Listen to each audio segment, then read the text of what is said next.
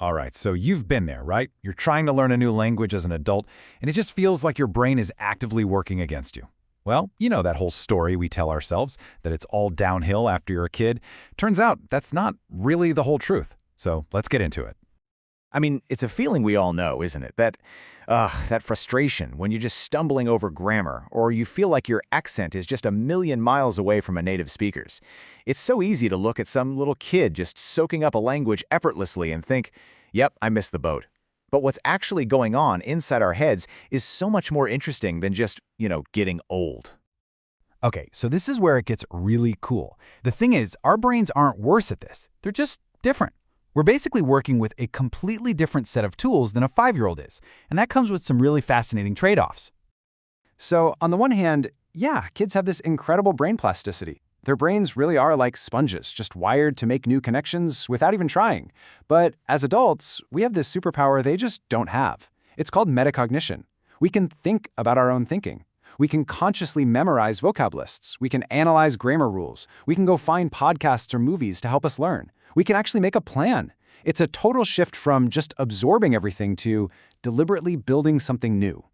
And then you've got the whole emotional side of things, right? A little kid will just babble away, making 1,000 mistakes, and they could not care less. But us, as adults, we're so self-conscious. We're used to being good at things. And that fear of sounding, foolish, that can be a massive wall to get over.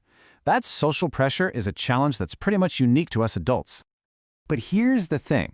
This is where we as adults really have the advantage. See, a baby doesn't have a choice. They just have to learn whatever language is spoken around them.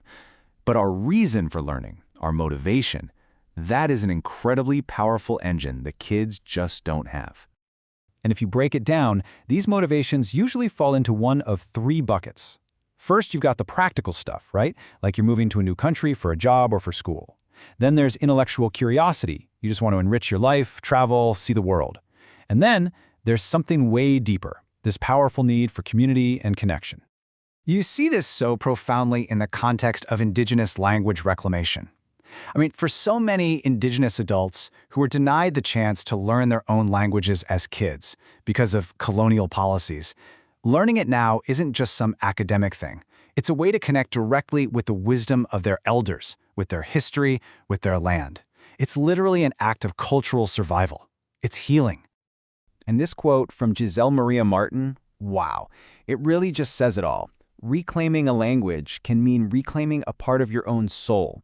Now that is a motivation that goes so far beyond just trying to pass a test. Okay, so with that kind of motivation pushing you forward, what's actually going on inside your head? Well, your brain starts building this whole new grammatical system.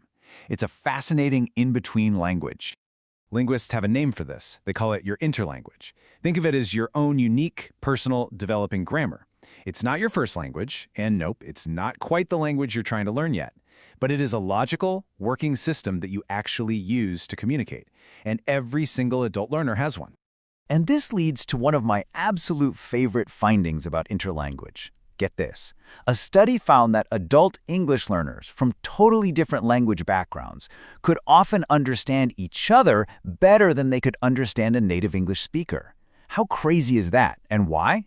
Well, it's because their interlanguages, their personal grammars, shared a lot of the same features and simplifications. In a way, they were all speaking the same dialect of learner English. Of course, you're not building this interlanguage from scratch, in a vacuum. The grammar of your first language, what linguists call your L1, that's the blueprint you're starting from.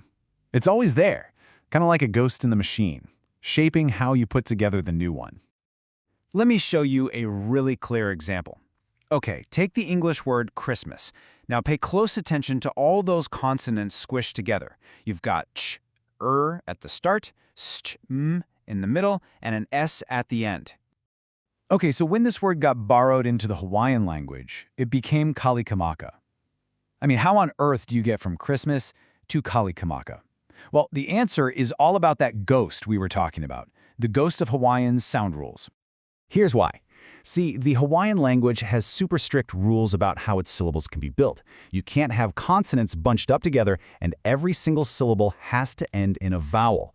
So the English word has to be completely taken apart and rebuilt to fit those rules.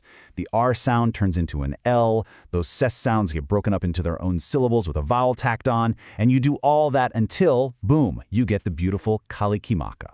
That is your L1's ghost, right there, hard at work. But here's the kicker.